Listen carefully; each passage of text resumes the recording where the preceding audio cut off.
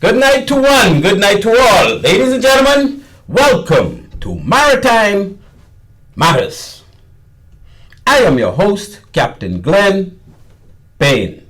Tonight, we will engage discussions on various recent hot topic issues.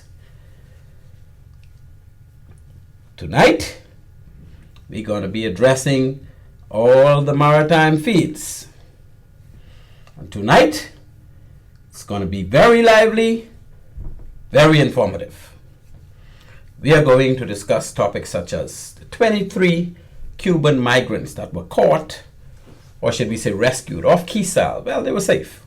The U.S. Coast Guard said that they captured 23 Cuban nationals off Key Sal Bank sometime last week. It's a tanker in the Mediterranean. It gave fuel and water to a migrant boat that was drifting now for days between Malta and Italy. Multiple NGOs or non-government organizations, the rescue guys, are involved in an unfolding situation in the Meds, with a small boat overloaded and drifting with as many as 400 migrants, and the seas are getting more rough. The United Nations, the chief of the United Nations, that would be the Secretary General, he tweeted that all women must have the same rights as men to pass on their nationality. That's just a tweet. We're going to discuss the Nassau cruise port, the $300 million that is being invested. According to Mr. Michael Morrow, that improvement to the Nassau cruise port should raise per capita cruise passenger spending from the regular $80 a day, a sum that is among the lowest in the Caribbean, to a level closer to the near $200 per head in St. Martin and U.S. Virgin Islands.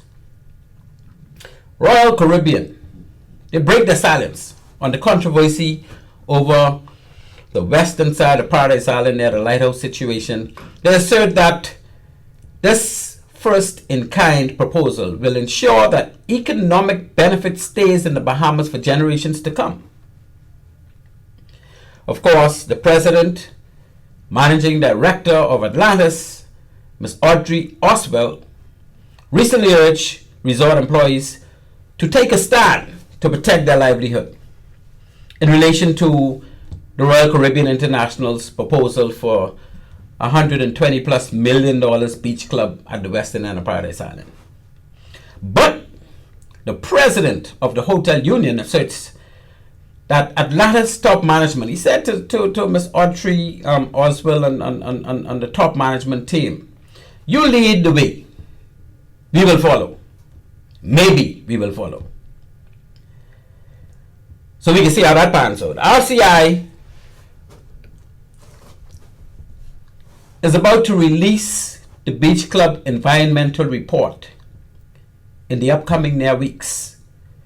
That has been in dispute. What about the EIA, the Environmental Impact Assessment? Well, RCI is about to release that environmental report to say exactly how everything will roll, and hopes to get the green light to proceed. The Attorney General, he's considering to fine the owners and operators of that sunken ship off Abaco. And that is going to be making way too, as was announced in the local dailies, to come up with some fine for that vessel that had that oil spill in picturesque Elizabeth Harbor sometime last year. Mr. Pinder said the government ordered the ship to be removed from the Bahamas within 45 days, and that was in February. Today, the ship is still in our waters. So, the AG is now saying, look, we ain't taking no for an answer. You're supposed to remove that ship. You still have that stuff, right? We ain't see it spill out yet, but we want you out of here. Otherwise, we're going to find you. Or we may find you. We ain't going to find you. We may find you. And we know what may means. So the UK is still having issues with their hotel housing for migrants. They want to revisit barge accommodations for migrants that find their way to the UK. See, right now they got them in hotels. UK currently spends about $7.5 million a day on hotel rooms alone for migrants awaiting asylum hearings. And so their Justice Minister Dominic Raab explained that the government's objective is to find less attractive berthing. So they say less attractive. It's not going to be less expensive, because based on what they were told, these ships got to maintain compliance with the IMO to keep them up to speed, up to standard. These barges they want to use is going to be expensive. Just running the barge is expensive. You got to keep paying crew to run the barge. So they assume that the rooms on the barge is probably going to be just as high or even higher than getting a hotel room. But, you know, new Prime Minister, Mr. Rishi Sunak, he just want them to not be so comfortable coming into Britain. Doesn't that sound familiar? They dealing with migrants from all over Africa and whatnot. And what he's saying is we're not going to even let them land on our land no more. When we get them, we put them on the barge until we could get them back home. Because he's trying to discourage them from coming to England. Because England is known for just taking them and accommodating them and meshing them into society and all the rest of it. It's going to be very interesting how this pans out. So please, be sure to stay tuned as we move on to Maritime Matters. Right now, we'll move to our first break. When we return, we'll delve deep into these operations and see how it all pans out. At Bahamas Maritime Connection Limited, we offer first-class maritime security services throughout the Bahamas and the wider Caribbean. As experts in maritime security, we specialize in production of ISPS assessments and plans, verification audits, certified familiarization training, and port security consultancy, just to name a few. Our services also include provision of a security force to maintain all required ISPS facility security compliance. For all your maritime security needs, visit us today in Nassau at our East Street South location or in Freeport in the Kipling Building. Call us at 392-3515 or follow us on all social media platforms. Bahamas Maritime Connection, your leader in maritime security. Let's help you make the connection. At One-on-One Pharmacy, our friendly staff is ready to serve you. Visit us today for all your prescription and over-the-counter needs at our East Street South or Charles Saunders Highway locations. We're open Monday through Saturday from 8 a.m. to 8 p.m. and from 9 to 4 on Sundays. In a rush? Send your refill scripts online at oneononepharmacy.com or ask about our convenient pickup service. One-on-One Pharmacy, providing personal health care with people at heart.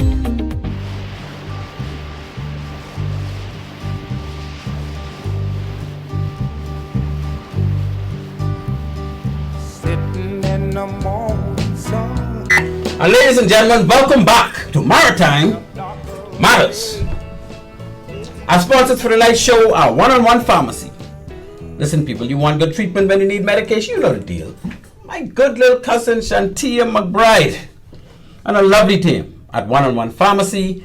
They will fix you right up, fill your prescription at the store, or send you refills via the online site, oneononepharmacy.com. All one word, all lowercase, oneononepharmacy.com. 2 locations are East Street South and Charles Saunders Highway. When you walk in the door, you will be treated with utmost royalty. And when you're in there, just say hello to my good cousin Steph. That's my girl from way back in the day. And of course, let them know that Maritime Matters sent you. We are secondly sponsored by Bahamas Maritime Connection. At Bahamas Maritime Connection, we provide a full slate of ISPS Maritime. You all heard Misty. That's my daughter with that commercial. She rolling on that. You all hear her? We just do it all. So if you need any maritime security services for port facilities, let us know. We got you covered. To the listening audience out there, I'm honored to advise that I always got some good help. My boy always bailing me out. I always got to big him up because he's the one who's be carrying on. So with me in studio tonight is my beautiful, wonderful producer, Ladies and gents, I introduce to you the insatiable, the man of the hour, the man with all the power, who is fully able, quite capable, the one and only, Mr. Craig Gibson! Oh, yeah, salute to that salute from Craig. That's the military man. That's the man for the hour and the man with the power. You're listening to Maritime Matters, people. On this show, we talk maritime. Maritime Matters airs weekly at 19:30 at 7:30 p.m. every Tuesday here on Love 97. Purpose of our show is to highlight persons that made significant contributions to the maritime field and to sensitize Bahamians of opportunities in the maritime sector. We also cover current maritime issues, and tonight we got loads and loads. We got a loaded gun, people, from the domestic perspective and the international maritime fields. Halfway through the show, we will open the phone lines. The number to call will be 326-8255. That's 326-8255. And I think you're gonna have a lot of questions tonight because we got a lot of covering to go. Okay, we'll highlight our maritime heroes, blast from the past. All of them are passed away. Well, of course, we got some new heroes because we got some still living among us, and they are indeed heroes. First of all, Port Controller Extraordinaire, Mr. Leon Flowers. Sailing Sloop Pioneer, the legendary Captain Rolly Gray, the Olympic sailing champs, Sir and Cecil Cook. As we move toward our 10th, May 10th, which will be our umpteenth anniversary from 1980 to now. How much is that? 80, 100, that's 20, 23, that's 43 years ago, people. We had the sinking, or I wouldn't even say the sinking, because boats sink all the time. We had the bombing from military aircraft, our neighbors to the south. They came and they just let loose rockets, gunfire, and they sank our 2-year-old brand new 103-foot patrol craft, the Flamingo. And of course, during that time, we lost 4 of our Marines.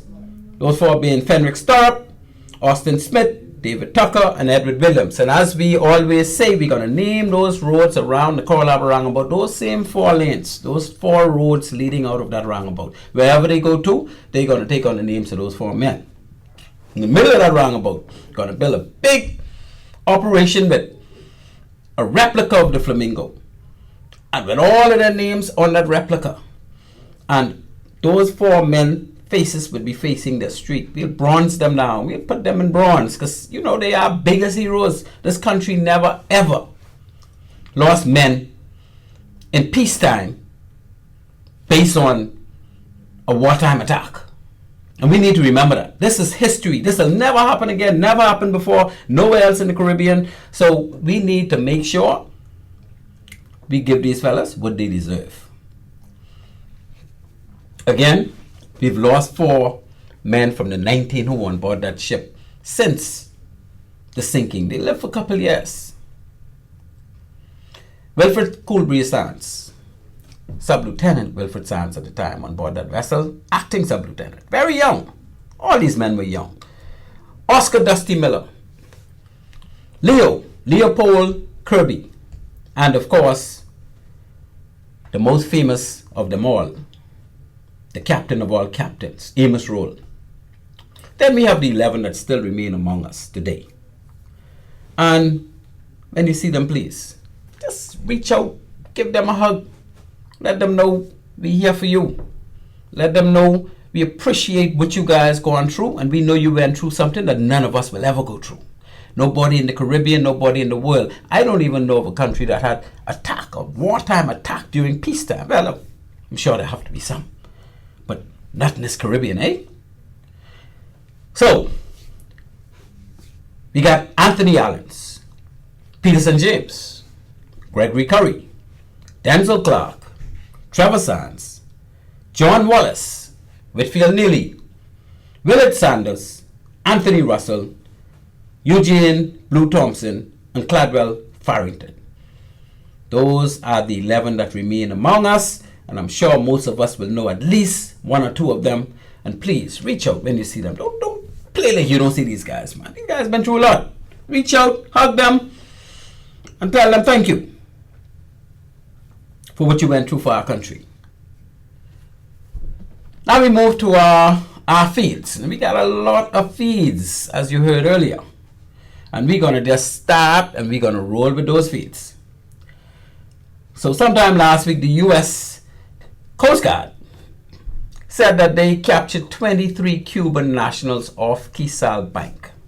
I don't know what they mean by off Quezal Bank, but they say off Quezal Bank. So we'll stick with off Quezal Bank, okay? And they caught them.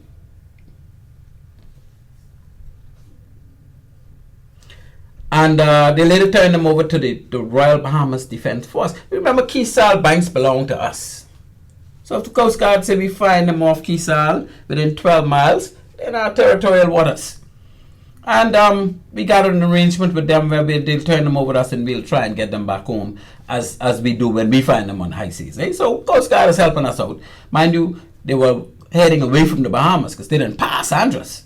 You know, this come from Haiti, you didn't pass Inagua, you didn't pass Ragged Island, you didn't pass Andros, and you in Quezal, so the only place you could be heading to is Key West or someplace up in Florida, if you go on that route.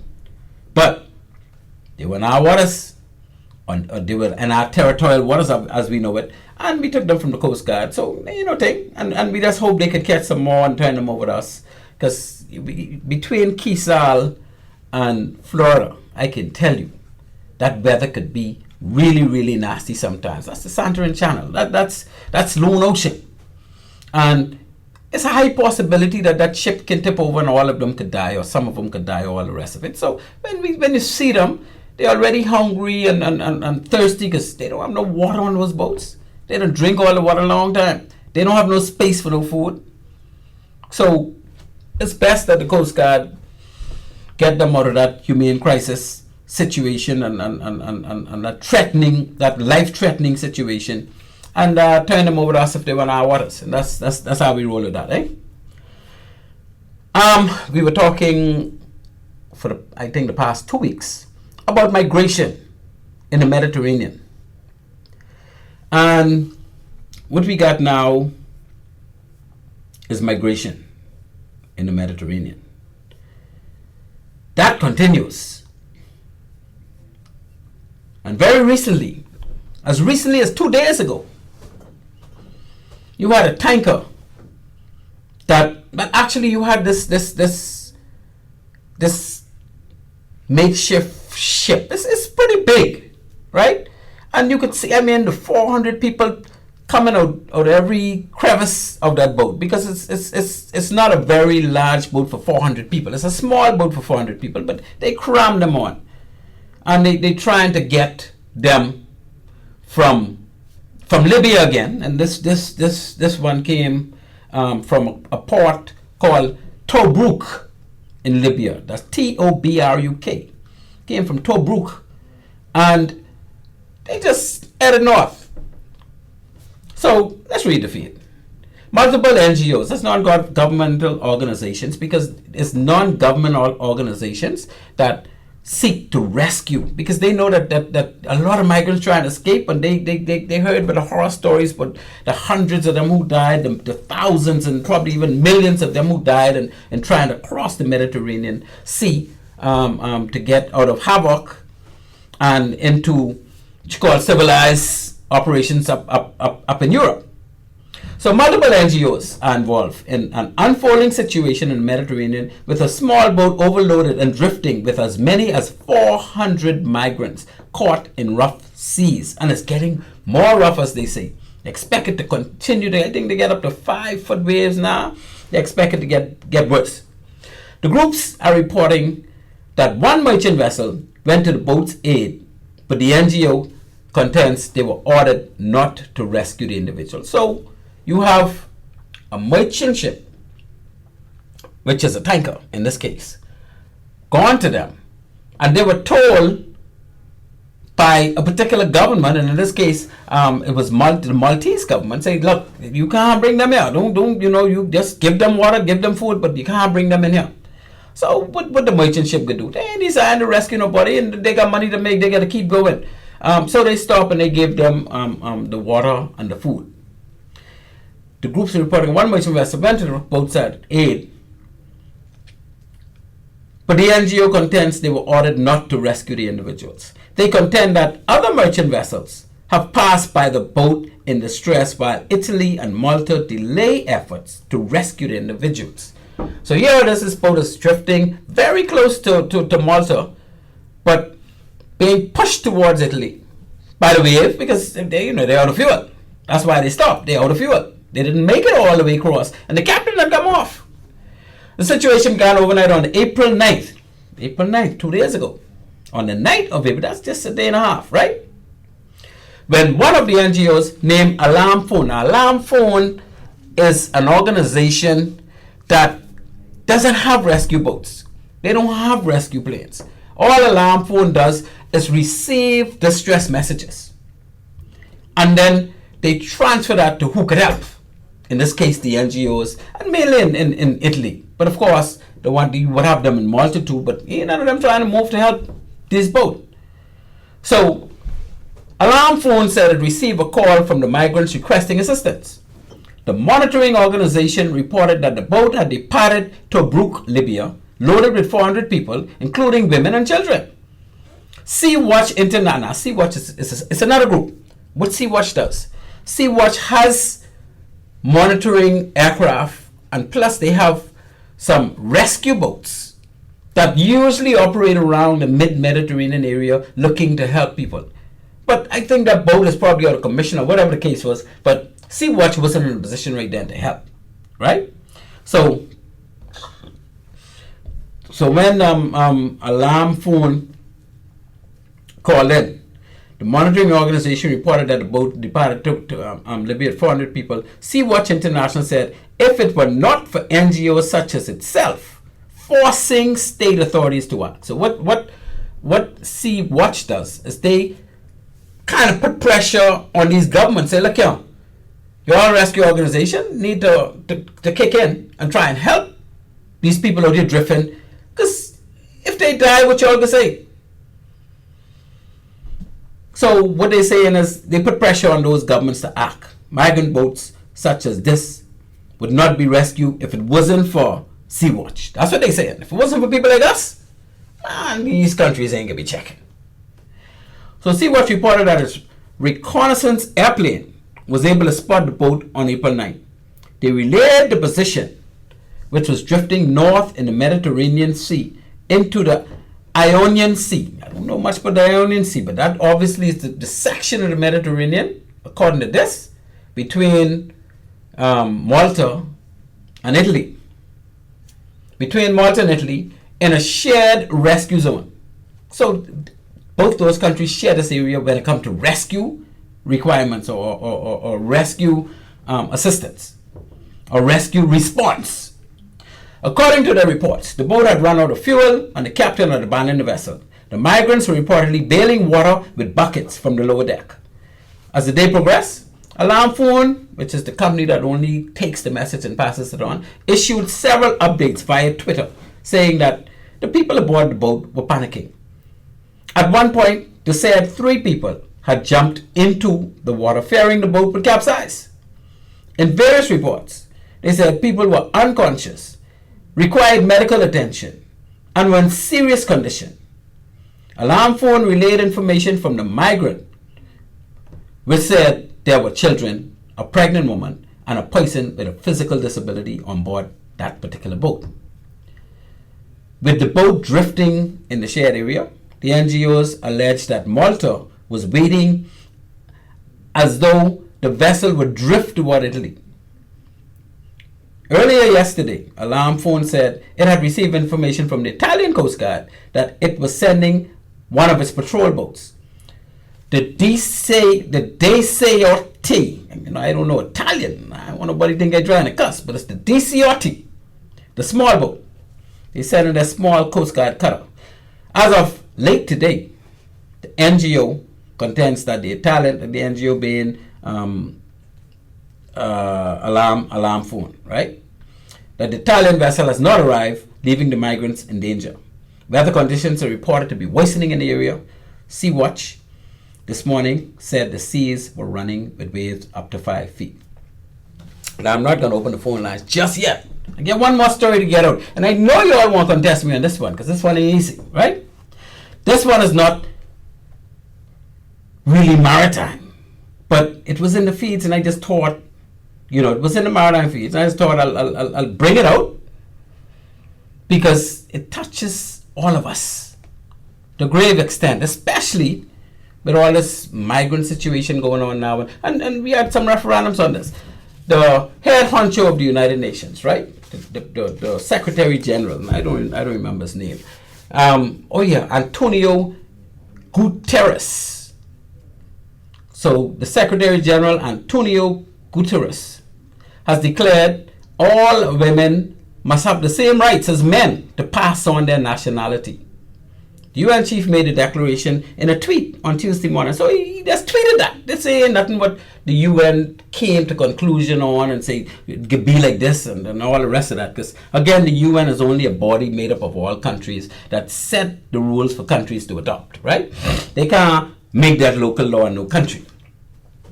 Anyway, today, millions of people worldwide are denied nationality, and in 24 countries, women are still not able to pass on their nationality to their children. And we say children born outside the Bahamas to a Bahamian woman married to a foreign man have a right to be registered at age 18 and before 21 years old. So if we got if my daughter marry a foreign man and she have a child for him, and that child born outside the country, that child is not automatically Bahamian, right? But if my son get married to a woman, and he goes and they lives outside the country, wherever that child born, whenever that child born, that child is automatically Bahamian. And we had referendums on that, say nothing new. So let me just run right through it before I open these lines. I know some of y'all want to get at me, right? There's something really wrong with that though. Isn't her child or her children, the woman who got married to the foreign man, already carrying the nationality of that husband? Just like they're already carrying the name of that husband, she carrying his name, the children carrying his name. So if his name is a Gigliotti from Suriname or from, well, I pick on Suriname, I don't know, from someplace around the world, and she decides she want to marry this man, then her children should be Gigliotti, and the nationality should be Gigliotti nationality, which is wherever the country is. Why they need to also be Bahamians? She chose to marry the foreigner. That's choice. If she had chose to marry a Bahamian, or a foreign woman chose to marry a Bahamian man, then the children could be Bahamian, because the name and the nationality usually follow the man, right? That's how our and most other legal provisions are set out, particularly in the Constitution. Do we wish that they also carry the name of the mother? Or the nationality of the mother. We don't want them to carry the name of the mother. So if everybody happy for them to carry the daddy name, the surname, nobody's arguing about that. But when it comes to carrying the daddy nationality, all kind of issues. Why the woman can't give them nationality? Why can't the woman give them her name too, her surname? That don't happen. So I only trying out there what I know to be the case. You can get on me as much as you want, but this is my view based on what I know going on out there. She decided that her children will be foreign the minute she married a man. If she had married a Bahamian man, she wouldn't have no problems. Just like the foreign woman marries Bahamian men, and all the kids are Bahamian automatically, right? So it appears that the nationality of the child follows the nationality of the father. Isn't that always the case? Just like the surname of the child follows the surname of the father. I don't know why we have an argument with that. So such children are not stateless because they already carry the nationality of the father. They're not stateless. They have a nationality already. But according to what is being pushed, they want them to have dual citizenship. They want them to have the daddy citizenship and the mother citizenship. But our children could only have one if we chose to marry Bahamian and Bahamian. Anyway, I know I got it coming. The lines go open up in a minute. The 2016 effort by the Christie administration to provide for women to have the same rights to pass on citizenship failed. as did the referendum in 2002 under Mr. Hubert Alexander Ingram, which also sought to address the inequality. And we call it inequality because it's really an inequality, and it's designed to be an inequality. Bahamian men who have children with foreign women out of wedlock, they can't pass the Bahamian citizenship on to that child, right? In this case, the foreign woman is not married. So, doesn't she pass on her nationality to what we call a bastard child? Because she ain't married. She had a child. The child is a bastard. Although the Bahamian man is the father, she still have to pass her nationality because she ain't married to the father. Now, if she is married, the child can carry Bahamian citizenship. Of course, she does pass on the citizenship. So why would the child need another nationality? So you have the mother nationality. If she's from England, the child is English. If she's from Canada, the child is Canadian. Although the Bahamian is the daddy is a Bahamian, but he ain't married to her. So only in married situations, the man could pass on his citizenship to his child. Of course, if she had gotten married to him, the child would automatically be Bahamian because in a marriage, the child carries the nationality of the father. An unmarried Bahamian woman having a child anywhere in the world, that child is automatically Bahamian. She don't have to be in the Bahamas. She could be anywhere in the world and have that child. Once she's not married, that child is Bahamian. Because the Constitution, and I know Mr. Thompson probably can call and straighten this out, right? Because that's the man who knows the Constitution. The Constitution, based on what I was told, right? When I know I have a brother who had a situation where he wanted to get his child. He wasn't married to this woman, and he wanted to get his child name in his name. He wanted the child to be Bahamian. And when I called, because I said, man, this man is Bahamian, but I found out that the way the Constitution is drafted, whenever they say a man or a woman, they talking about in a marriage couple situation. They're not talking about an unmarried man or an unmarried woman. They say the Constitution don't recognize illegitimate situations. The Constitution, the only one time the Constitution recognized an illegitimate situation is when that woman ain't married and she have a child. Because they can't, married man to put that child nationality, so they gotta put it on the Bahamian woman, right? So the child will be a Bahamian. And that's how that roll. So, if any woman is unmarried, the bastard child carries her nationality. Simply put, we have the married situation being treated differently from the unmarried situation. And I have been previously advised of this. That's how they draft the Constitution. It is only referring to a married couple. And if it also follows that the man being the head of the family, the wife and the children takes on his name, and the children also takes on his nationality. So the two that can pass on citizenship, an unmarried Bahamian woman or married Bahamian man. Because if the Bahamian man is unmarried, he can't pass it on, right, to a foreign woman. Even the children of an unmarried Bahamian man do not automatically receive Bahamian citizenship. This is also the reason why a foreign woman being married to a Bahamian man can attain citizenship much quicker than a foreign man being married to a Bahamian woman. Is that not also an equal situation?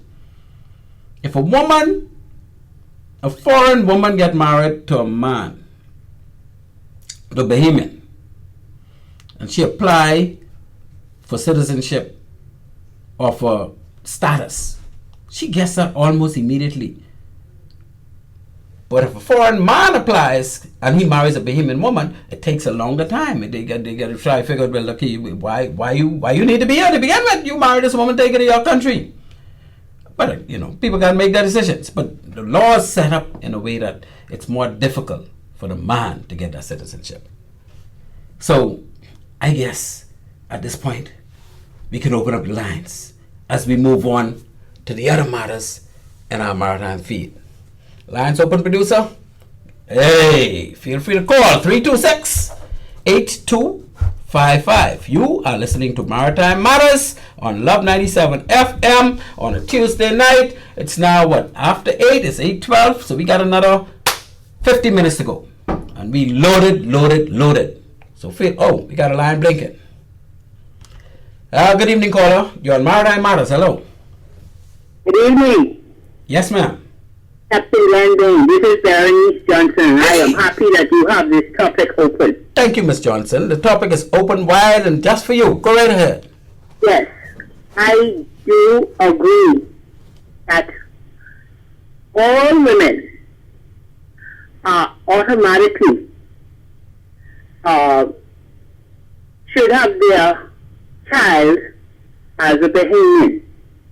Now, they blame my mortal boss, God leader number one, former Prime Minister Hubert Alexander Ingram, said that he said, who wins that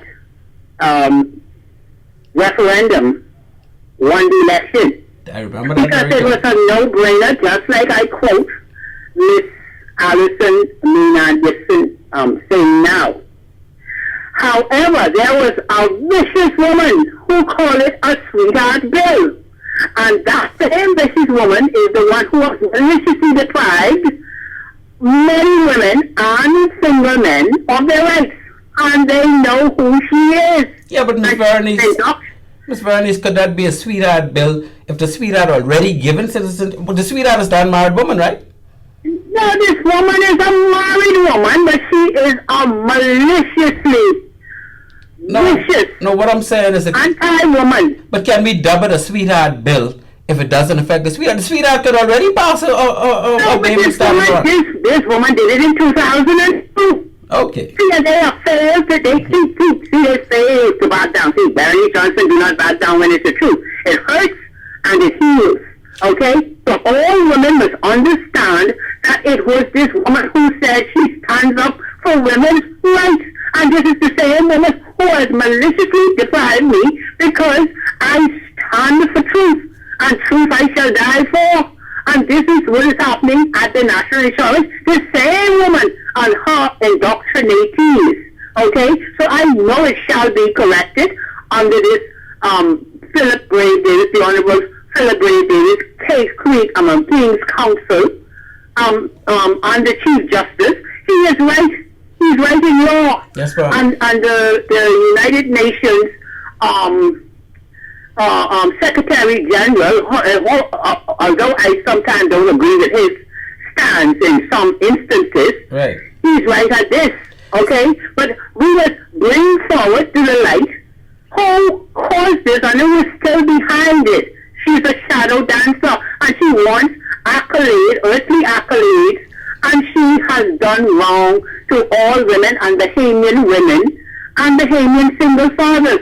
Okay, yeah, but we they know who this woman is, yeah, and I know justice shall be served, and I am waiting now so that it can be shared at the Paul Ferguson Center. Yes, because as a police officer, I investigate everything about sex, crime, anything that happens at Bahamas against rape and human trafficking. I don't know if you know Levan Miller, who was there before you. Yeah, man. But he was on another show. I shared certain things that ought to happen in marriages, and what is a woman can never rape his wife.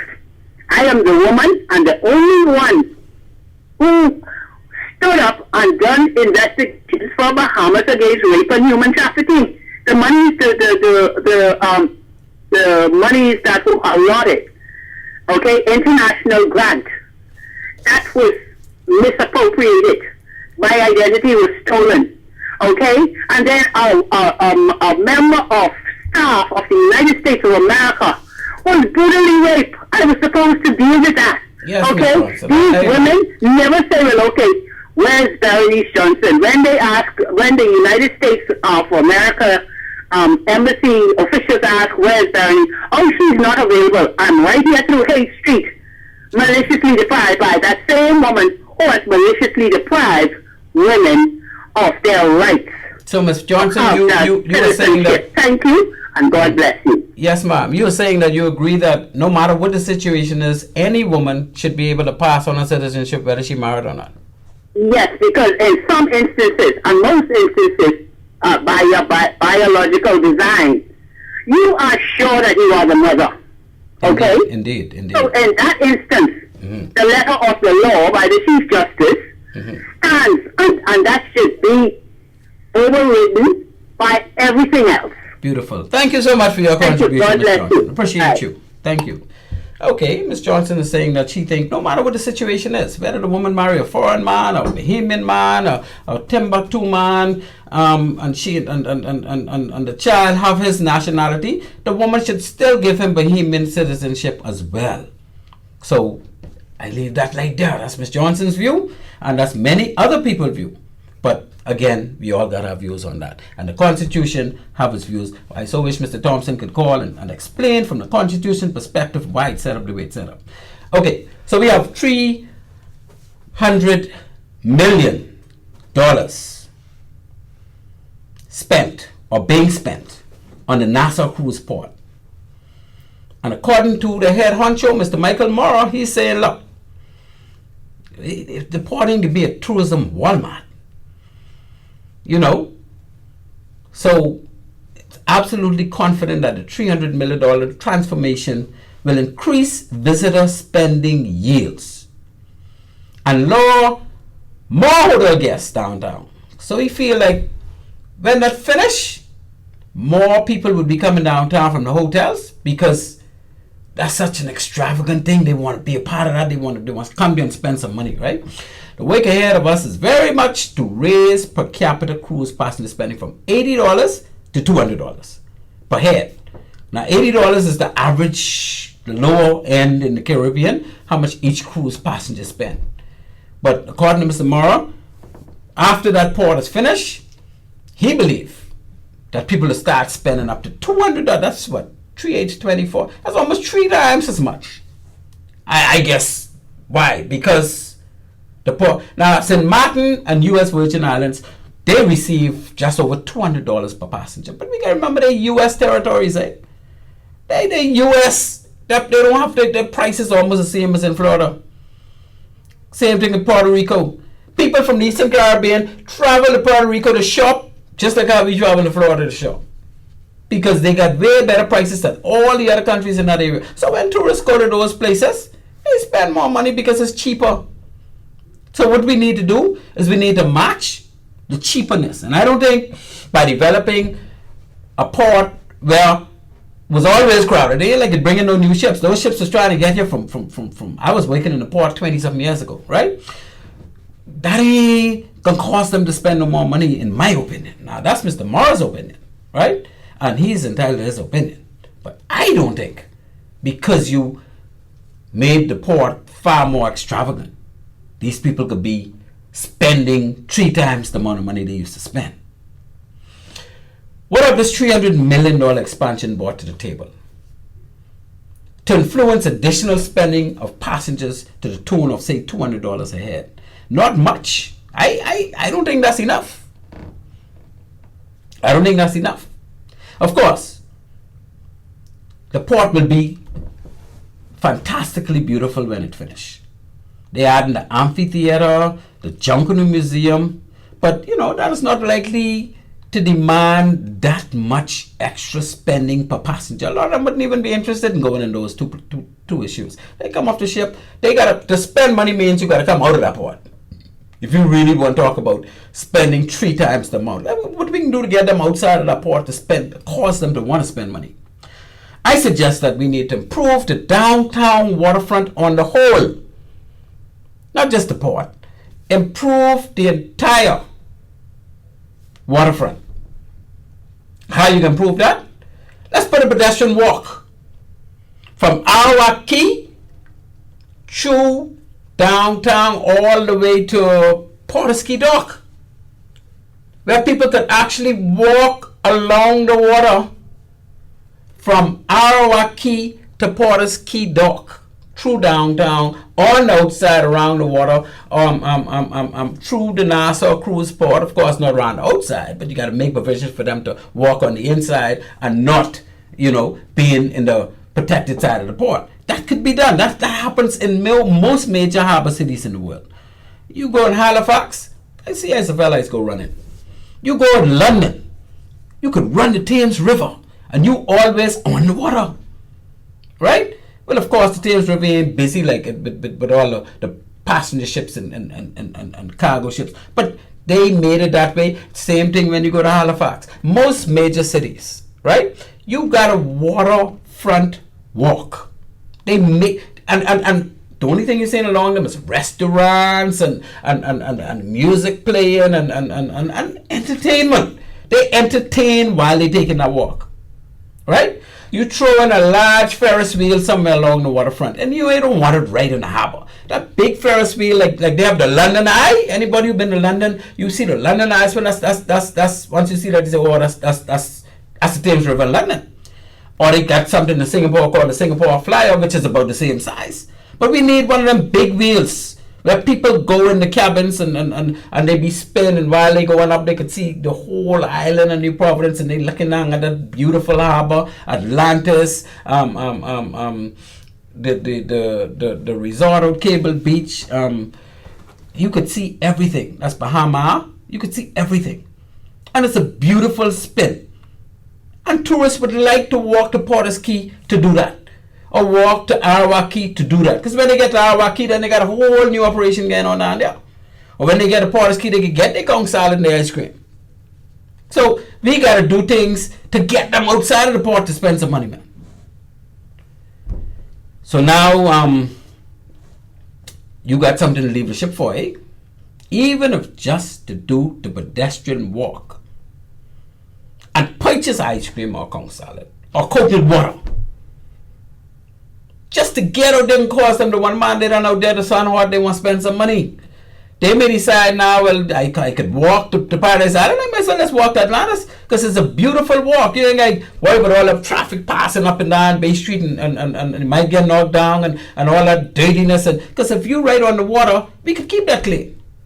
So let's do a coastal walk path to begin with, and on one end we won't put one of them big Ferris wheel. I suggest that this is where we need to go, people. We need to, and we could also put what they call a zip line. Anybody know what a zip line is? Just plot it on there. They got one on Coco Key, which is RCCL, well, RCI, the big one we could be talking about all night. They got a zip line that runs across the island, right? What a zip line is? That's the little, you could go. You could go way up and then ride along in a carriage or in a I don't know what you call it, but this like them things where they have up in the snow when people snowing, and you could go from one place to the next to do your skiing and whatnot. So the zip line will have a beautiful view of the harbor, and these people like zip lines because cruise ship ain't gonna put one of them on a private island if they know people ain't gonna be wanting to use that and pay for it. So let's get a company coming in and produce a zip line along that same route. And then we could start saying, there's more to do in Nassau. There's more beauty in Nassau. You got reasons to come outside of the port in Nassau. Because, that keeping people inside the port, I don't know who can get the money. The port? Because it sure ain't going to examine through the tourism spectrum in the country. All right. Next in line, Royal Caribbean. They break their silence on the Paradise Island controversy.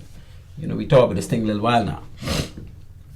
About that lighthouse area where Royal Caribbean want to build a fancy beach club, Royal Beach Club.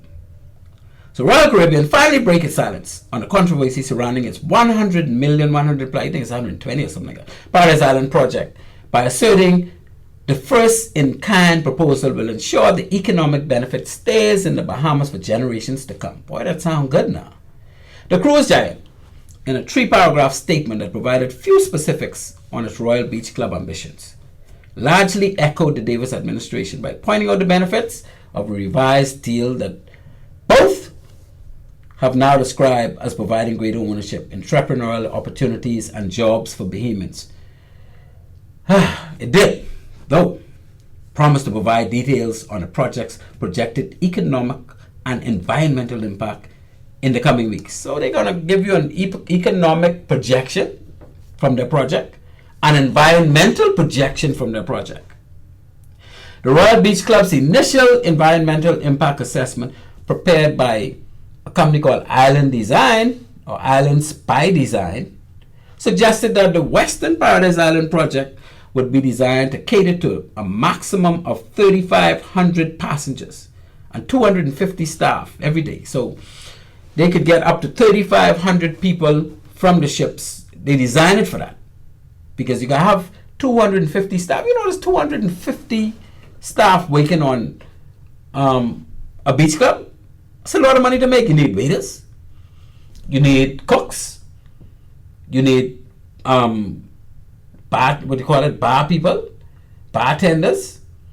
You need jet ski operators can get something from the water side. Non-motorized equipment can get something from the water side. The people who transporting those 3,500 people plus the 250 staff can be making money from transporting them from Prince George Wharf to that's a little short run, but money gotta make. This would give it a maximum occupancy of 3,750 persons in total, right? Even though, take this, the site in the Colonial Beach area could accommodate up to 8,500 people. So they're saying, okay, we got enough room here for 8,500 people to hang out, but we can limit it to 3,500. That's like fair, right? Yeah, that's like fair.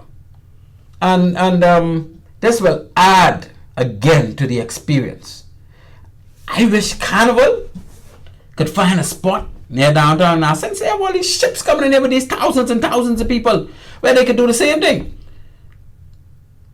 Same thing with NCP and Norwegian Cruise Line. Same thing with Disney. Yeah, you all get your own private island, but come do something close to Nassau so we could make some money off transporting your people there. We could make some money off waiters and waitresses and jet skis, and we could spread the joy. Why not? Well, that's my view. They go on to say, take a stand to protect your livelihood. Now, that's the president and managing director of Atlantis, Miss Audrey Oswald. She recently urged resort employees to take a stand in relation to Royal Caribbean's international proposal for the over $100 million beach club at the western end of Paradise Island, renewing concerns about the project, which continues to be mired in controversy nearly a month after the government announced it has given the green light subject to environmental approvals. So what Ms. Audrey did, she advised the staff last week, and she identified several concerns. Well, first of all, what does this have to do with your staff? She may seem to think it does, and she may seem to think the staff could assess. So, but her views were any expansion of beach area over water cabanas and seawalls and jetties or other structures poses potentially devastating impacts on the Paradise Island coastline and our beaches. Now, look, who troubled the northern coastline of Paradise Island more than Atlantis did? They changed the whole landscape, and nobody was complaining. So if these people just want to use the western end, and I don't even know I don't think they have no permission to touch the beach, because that's nothing but beach over the mine. That's a beautiful beach. I've been there. So at Club Med people used to hang out. We know what Club Med do.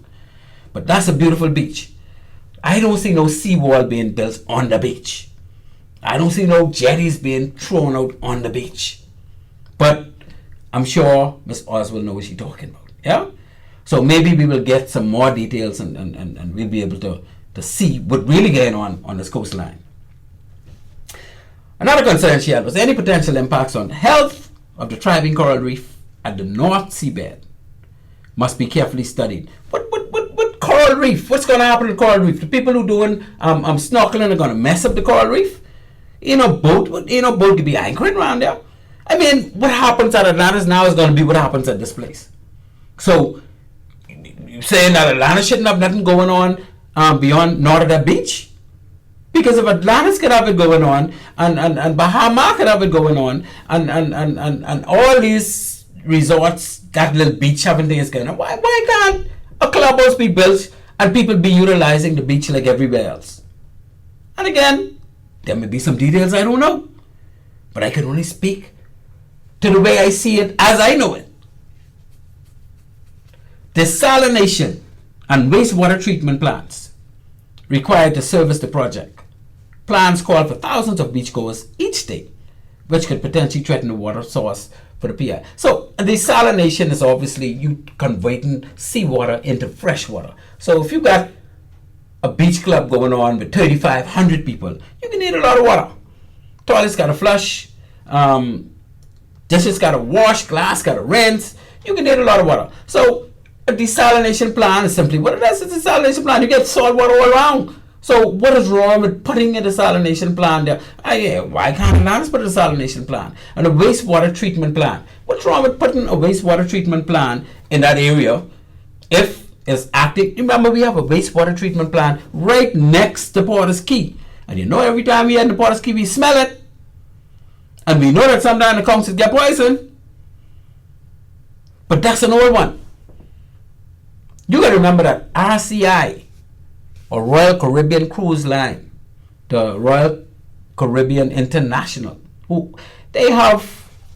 sometimes they have two of the largest ships, which are the largest cruise ships in the world, dock at Prince George Wharf. Do you know the amount of water desalination have to go on board those ships so that people could always have potable water? Do you know the size of the waste water, the waste treatment plant, right? The waste treatment plant for each one of those ships. You're dealing with a company. Remember now, RCI has multiple ships. They got like 6 of the biggest cruise ships in the world. They got 6 ships bigger than any other cruise ships, right? This ain't no little jokey company. Each one of them costs between $2.5 and $3 million. So that's already $15 billion these people have on the water, right? Atlantis is $3 billion. They got one ship weighing $3 billion. You're dealing with big fellas. These fellas understand about keeping the environment. Each one of their ships are inspected on an ongoing basis to make sure they keeping the environment clean. They know about desalination and wastewater treatment plants and all the rest of that. These people, I don't know. I don't see why that should even be a concern. They can make sure they're doing this thing right. So, the order, you ain't have no order. You don't have no order from their ship when it come there and they have the waste treatment plant in place. What order you have? You have ordered by Porter's Key, because again, that old and the maintenance ain't all the best. Government don't maintain things that well. So handling of discharge from such wastewater treatment plants are also of particular concern. I don't think we need to be concerned with that if we talk about RCI or Carnival or even NCL, because those people deal with these things on their ships every day. They have the technology and they far more advanced than Atlantis would be when it comes to these things. Noise from large numbers of people. Come on. Why would we be concerned about noise from large numbers of people? And they out there by the lighthouse. I know ain't nobody in Nassau gonna know about that noise. And then you got couple homes between Atlantis and this property. Private homes. I don't think them people could have any concern about noise. Because they get noise from Atlantis crowd, eh? So it's okay to have it from Atlantis crowd, but do you want to have it from the next side? I don't know how much sense that making. Music, jet skis. Well, of course, you have jet skis to Atlantis, jet skis to Bahamas, jet skis. But jet skis, the people got to make money. We got people who have jet skis registered to rent out. So what's wrong with jet ski noise on the beach? You got to have them on every beach. Mind you, they shouldn't be coming within 200 feet of the coastline. So I don't think that noise should be no big deal. And other activities and all the rest of that. So Mr. Oswald said, in addition to the still unanswered environment questions, many believe a deeper analysis of the project's economic impact is required. She said in a communication to Atlantis colleagues that whatever happens on Paradise Island has the potential to impact Atlantis, its guests, and all who work at the property. I'm sure, okay, indirectly, yeah. The resort has been paying close attention to this project ever since it was proposed in 2020. And they need to play close. Why do you think Atlanta is so interested in this project? I don't know if only me one get the feel that this can hit them in the pocket somehow.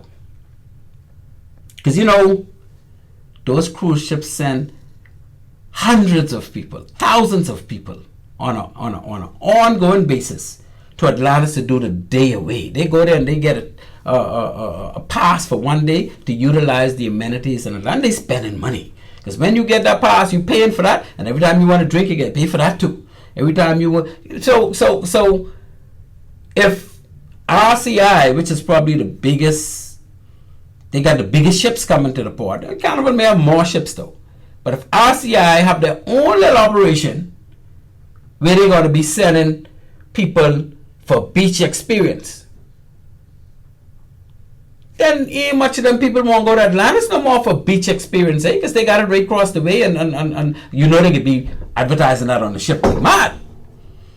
So you got 3,500 people there that would probably have been to Atlantis. So that's money Atlantis will be losing. So let's look at it. What my friend Chrissy Love used to say back in the day: follow the money. You hear in the screen because the money is about to be spread around. That's my view. And that's only my view. I can tell you how I see it. And guess what? The hotel workers have a union. And that union has a president. And Mr. Darren Woods, who is the president of the Bahamas Hotel Catering and Allied Workers Union, he had a message for Atlanta's executives, right? Who want workers to speak out against the RCI proposal on Paradise Island project.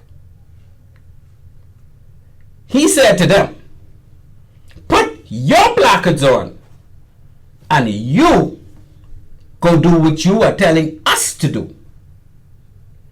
Lead and we will follow you. Maybe.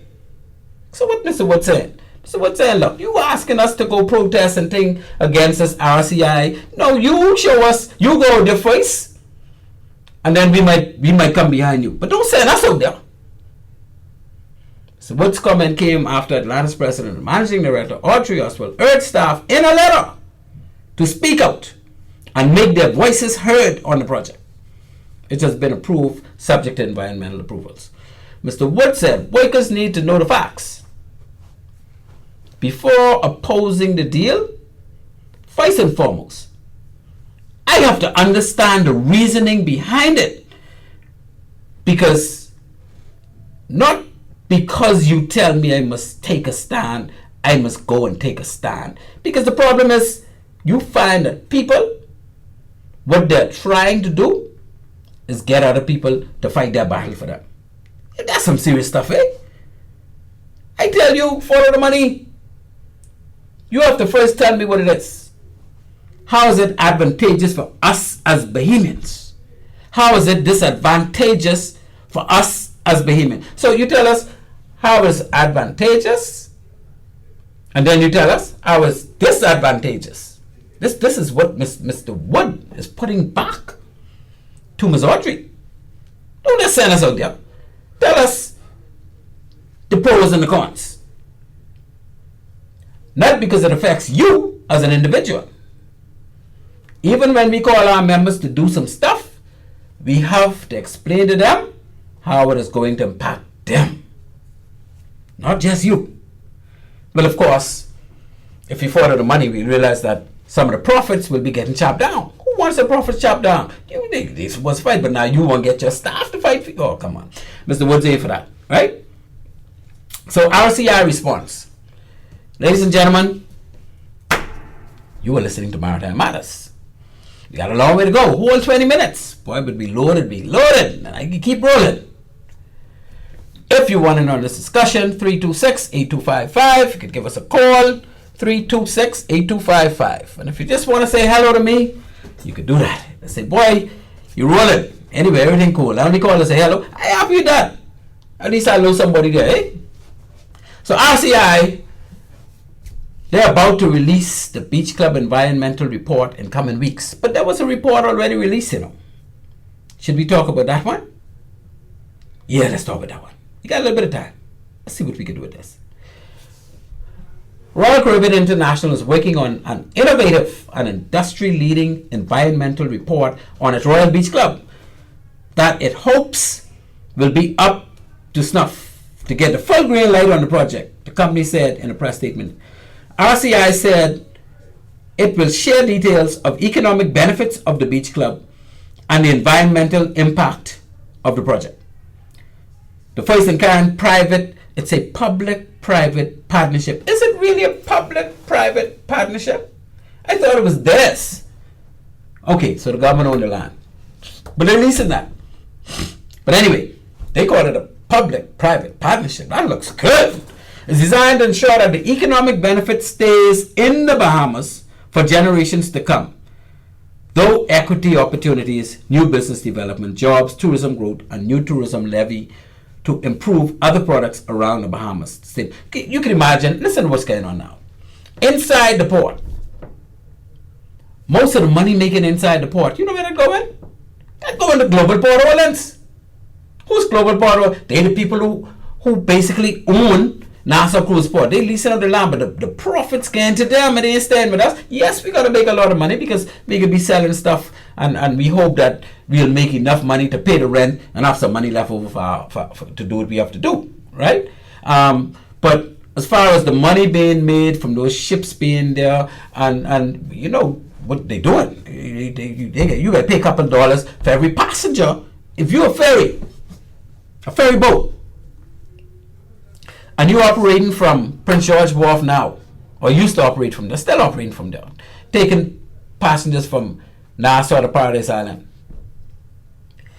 And when this port is finished, and you're now operating from this new port, they want you to give them $1 a head for everybody who leaving and coming on your boat.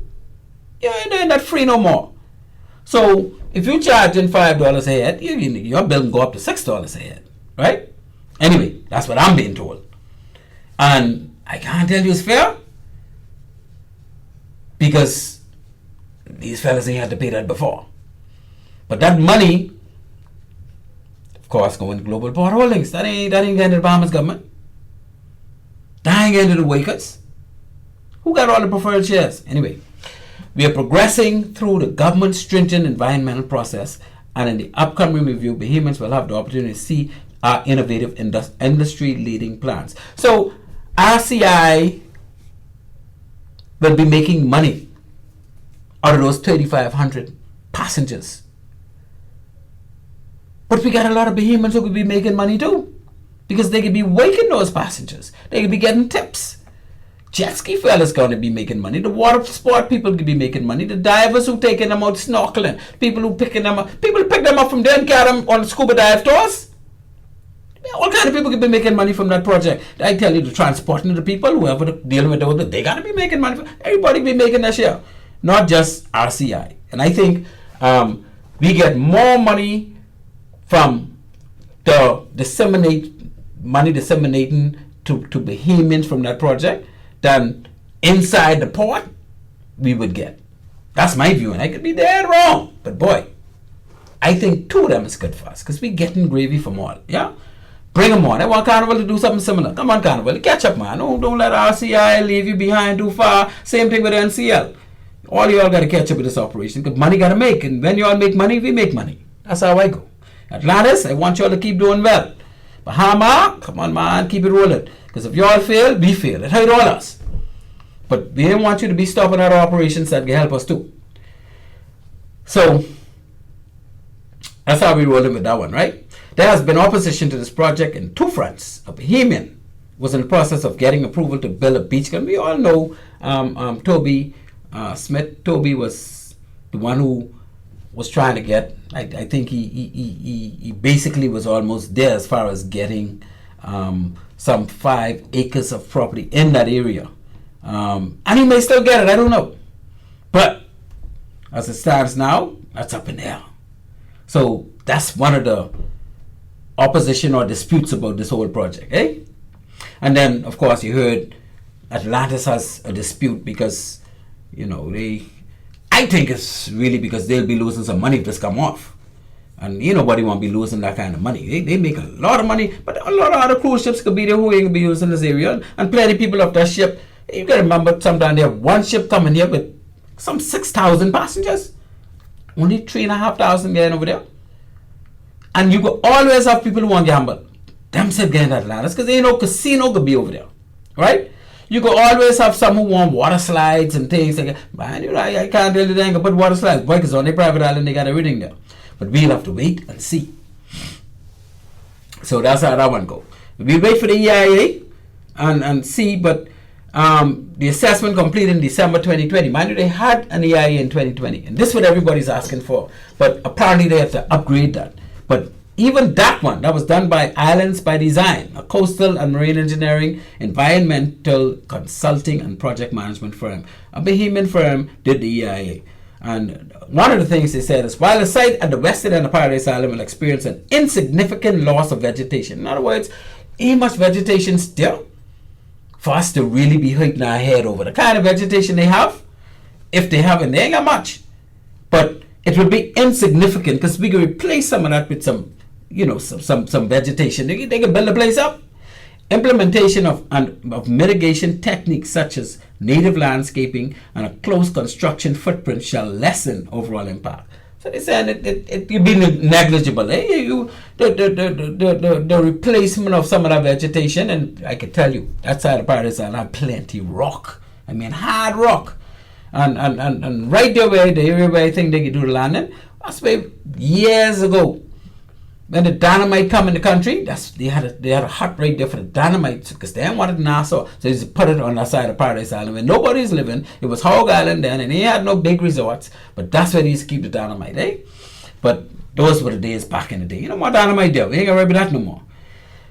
Goes on to say, no areas of special or sensitive ecological or notable diversity were observed. They find nothing sensitive as far as the ecology is concerned over there. Right? And that's the initial one, and that's from 2020. Islands by Design also reported that cumulative physical impacts are not considered significant. So you're talking about cumulative physical impacts. I mean, what buildings they get put, whether they're going to physically impact or negatively impact that area by putting those things in place. They're saying that it's not considered significant given the existing territorial physical disturbance and moderate expansion anticipated. So, like I say, it's plenty rock. The report also noted that habitat degradation impacts are considered negligible. They don't have much habitat. They doing this thing on land, Now, if they're doing this in the water, we got all kind of issues. This thing is being done on land, as far as I know. I don't know if they can go in the water and do nothing. But again, I don't. I can only go on what I seen so far, what I read and what I heard, and that's all I know. Ladies and gentlemen, our time is run. We only got 10 minutes left. How come we only got 10 minutes left and I got a whole 2 more topics to cover? Anyway, nobody feel like calling. Oh, Miss Berenice, I thank you so much for calling. I had a caller tonight. Now, AG, the number to call again, people, is 326-8255. We got 10 minutes. I think I better go to 10 minutes. We'll go to a 2-minute break and come back and finish this off. Because we only got 2 more topics and we can roll this through with no problems. Let me say hello to my good old Annie May, 90 years old. Annie May told me, yesterday she took a long drive from Freeport all the way out to McLeanstown. Or was it Pelican Bay? They had some kind of local, some kind of heritage, something going on, competitions and whatnot. And she said the ride was so long, she feel all break up. Annie May, you're 90. You don't do this every day. Like I tell you, just relax. It'll all come back together. If I take that long ride, sometimes I might feel break up, and I'm a little young. Anyway, that's how my good old Annie May was crying. Ladies and gentlemen, we'll run to a break. Number to call when I get back is 326-8255. You're listening to Maritime Matters. Got my host, Mr. Craig Gibson. He's actually on the wheels of steel, taking us through the night. Stand by. At Bahamas Maritime Connection Limited, we offer first-class maritime security services throughout the Bahamas and the wider Caribbean. As experts in maritime security, we specialize in production of ISPS assessments and plans, verification audits, certified familiarization training, and port security consultancy, just to name a few. Our services also include provision of a security force to maintain all required ISPS facility security compliance. For all your maritime security needs, visit us today in Nassau at our East Street South location or in Freeport in the Kipling Building. Call us at 392-3515 or follow us on all social media platforms. Bahamas Maritime Connection, your leader in maritime security. Let's help you make the connection. At One-on-One Pharmacy, our friendly staff is ready to serve you. Visit us today for all your prescription and over-the-counter needs at our East Street South or Charles Saunders Highway locations.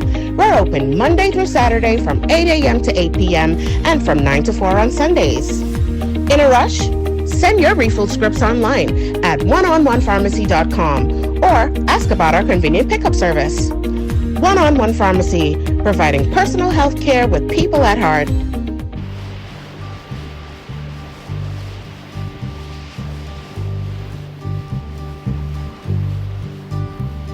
Sitting in the morning sun, I'll be sitting when the evening comes, watching the ships roll. Ladies and gentlemen, welcome back to Maritime Matters. We're in a heated discussions tonight, heated all by myself. That's all right. I do this, I know how to roll this out. We can talk about this all night. So far, we've been covering quite a bit. We talked about the 23 Cuban migrants caught off Key Sal by the U.S. Coast Guard. We talked briefly about the tanker that was drifting and gave fuel and water to the rescue because this boat left Libya heading out to destroy over 400 people on this boat. And at the end of the day, they couldn't really get, they ran out of fuel and that's drifting. The captain left the boat. Well, obviously, if they ain't get no fuel in, then the captain could do for them. So the captain say, yeah, they ain't going to hold me hostage. I go on. You know, they always charge the captain. So he go on, and the boat is just drifting around waiting for somebody to give them some assistance. And the weather's getting a little more rough. We talk about all women must have the same rights as men to pass on their nationality. Boy, this equal this and equal that coming up in this country plenty. That's another equal this. Because we know we got plenty equal that, but we ain't talking about all of that. We go on and we talk about, call, I see you on the line. I'll be with you in 1 second. We talk about the cruise port, Mr. Morris saying how that $300 million is going to make the cruise port so much better and help the spending from $80 a day to go up to $200 a day, almost triple. I don't see it, but that's the man view, and he's a good man, and I got to go with that. Royal Caribbean's breaking silence on the Paradise Island controversy, and they're saying that, look here, we're doing this for Bahamians. This a win-win situation. And of course, Miss Audrey Oswald, the managing director of Atlantis, telling her staff to take a stand. We got to deal with this thing and protect our livelihood. And the hotel union chief, Mr. Don Woods, is saying, hold on now, lead and we will follow you. Maybe.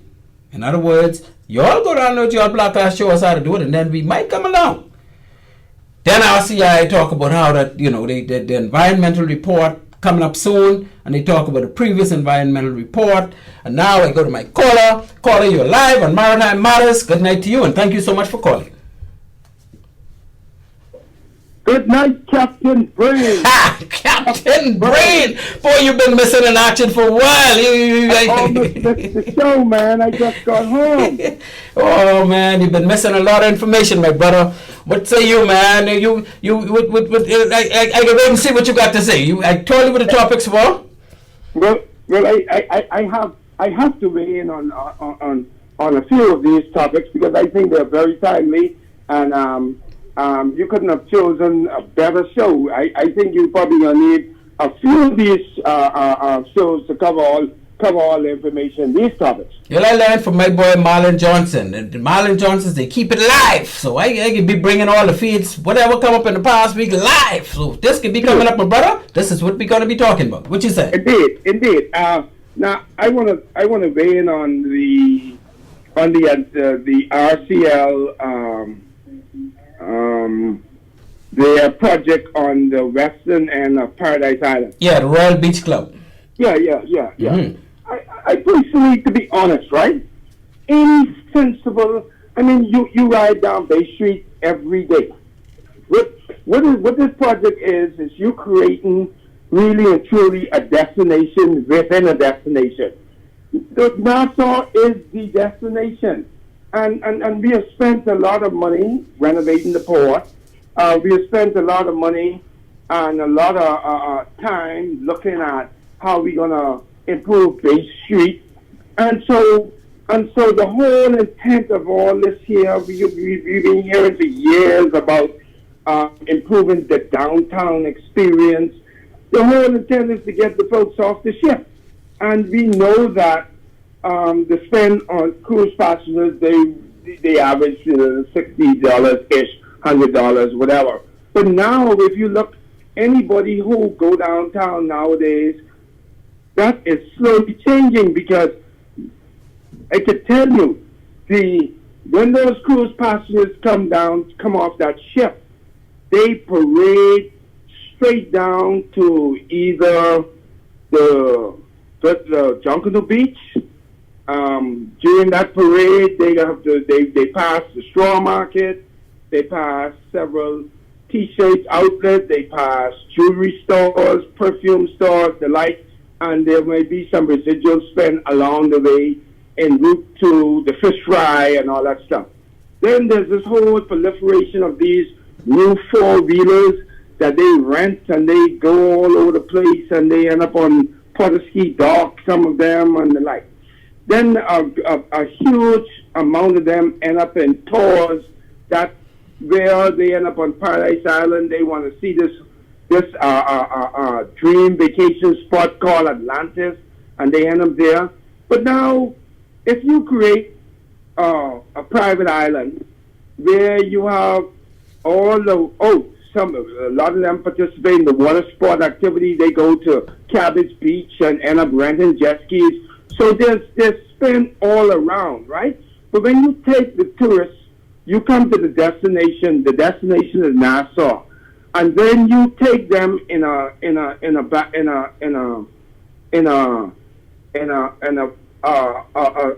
small vessel from the ship to right across the way to the private island, where you have all the drinks and the hot dogs and you controlling all the water sport activities. And by the time those folks get back to the ship, they are either exhausted, they are drunk, because our rum don't play. We little hot up on the alcohol content. We get 1 minute.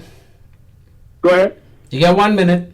Yeah. So I think we will be doing ourselves a huge disservice as a country if we allow the cruise lines to create a destination within our destination of Nassau. Because at the end of the day, we're trying to get guests to come here. We're trying to get them to go on walking tours. We're trying to get them off the ship. But the cruise lines, of course, their business model is trying to make as much money from their guests as possible. And so I think the government of the Bahamas really and truly have to rethink this, have to look at this all over again, because I think it's absolute crazy. Let me ask you a question then. Do you have people come from the cruise ship to Atlantis property and to Bahama property and do they mesh and spend money on those properties? Of course. So if that's happening now, what difference would it make if that same? Now you got to remember, first of all, every drink that is sold at this new beach club, right? The drink has to be, the money has to be, they have to buy it from locally. They ain't taking that off the cruise ship over there, Every hot dog, every scuba diving gear, anything they doing over there, that money is like a resort in the Bahamas. So the spin-off impact from that, we don't already have. This is something new. So it's only going to add to what Atlantis is doing, what Bahamas is doing, and what they're doing inside the port itself. This is only going to add to all of that. I beg to differ, because when I ride around Montague, I see the taxi drivers taking those tourists, all Montague stopping and all those. Yeah, but that's not going to stop. That's still going to be going on. You're talking about 3,500 people. Because the where are those that we don't have that resort now. So where are those people who's going to patronize that? Where are they now? But they're going on other tours. Yeah, but so those people who going on other tours can still be going on other tours. That ain't a stop. You talking 3,500 out of the 15,000 people. You got on a daily basis when you have ships in here. You got one ship is carry 6,000 people. This place can only hold up to 3,500. So yeah, those 3,500 will be over there, and Bahamians will be benefiting big time from that. Right, and the others will still be. Why we need to focus on, like I was saying earlier, and you probably missed the early part. We want to put a walk path from our Key all the way to Porter's Key, where people could come and walk, and along the way you have restaurants and bands, live band playing music, ice cream, conch salad, and they could walk inside on the waterfront without being on that big bad main street. Right? Why do we need?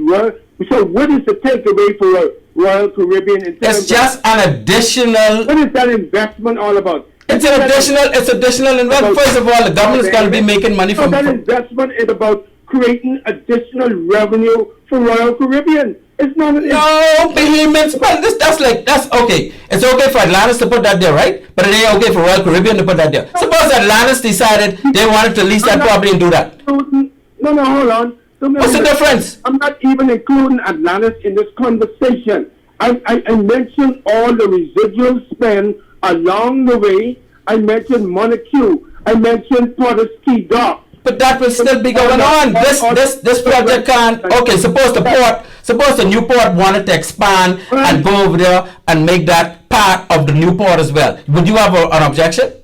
No, I object. I object 1,000,000% to anything that's going to take the tourists from the destination Nassau to anywhere else off Nassau, unless you go into the family of islands and you jump maybe what you mean anywhere else? The places they go now is Atlantis, they go to Bahamas, some of them go to Albany, some of them they go into these places now, so why they can't have a fourth place to go to? No, I think you're wrong. They're not going to those places?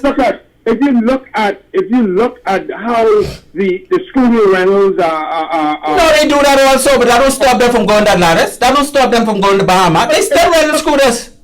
No, but if you look, you see them all out west. Yes, but they will still be all out west. They will still be all out west. They will still be porters. That ain't a stop. No. That's not gonna stop.